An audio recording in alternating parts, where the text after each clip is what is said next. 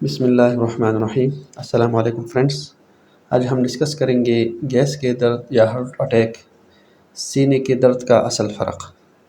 کیا کبھی آپ کے سینے میں درد ہوا ہو اور کسی نے کہا کہ یہ صرف گیس ہے؟ لیکن یاد رکھیں، ہر سینے کا درد گیس نہیں ہوتا۔ بعض اوقات یہی درد ہارٹ اٹیک بھی ہو سکتا ہے۔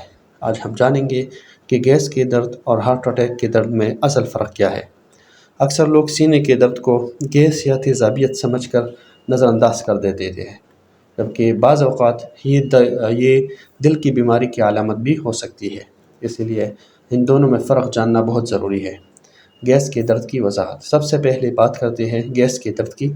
گیس کا درد عام طور پر معدے میں گیس بننے یا تیزابیت ایسیڈیٹی کی وجہ سے ہوتا ہے۔ اس کی عام علامات یہ ہو سکتی ہے: سینے یا معدے میں جلن، برننگ سینسیشن، پیٹ میں ابھارا یا باری پن، ڈکار لینے سے آرام آ جانا، درد اکثر کھانے کے بعد شروع ہونا، کبھی کبھی گیس کا درد چبھنے جیسا بھی محسوس ہو سکتا ہے۔ عام طور پر گیس کا درد چلنے پھرنے یا پوزیشن بدلنے سے بہتر ہو جاتا ہے۔ ہارٹ اٹیک کے درد کی وضاحت۔ اب بات کرتے ہیں ہارٹ اٹیک کے درد کی۔ ہارٹ اٹیک اس وقت ہوتا ہے جب دل کی شریانوں میں خون کی روانی کم یا بند ہو جائے۔ اس صورت میں سینے کا درد عام طور پر شدید دباؤ یا وزن جیسا محسوس ہوتا ہے۔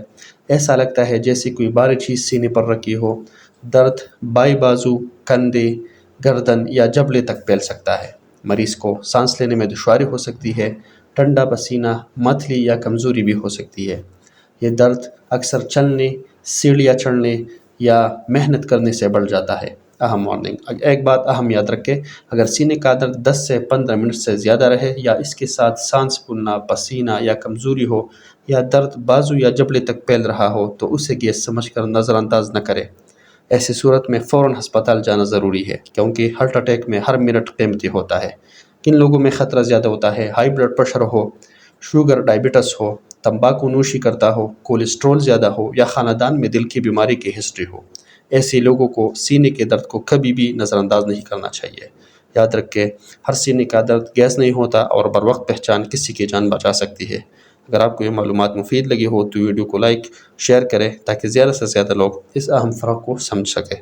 شکریہ۔ اللہ حافظ۔